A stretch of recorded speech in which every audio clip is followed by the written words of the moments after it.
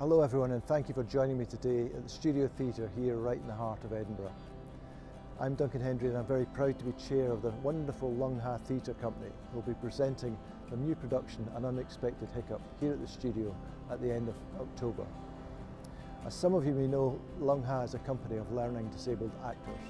As a result of the global pandemic and the risk posed to the whole company, we've had to move all our work over the last few months online.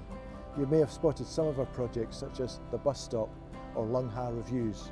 So we're very excited to be getting the company together this week to start rehearsals for An Unexpected Hiccup, our first live production for the last 2 years.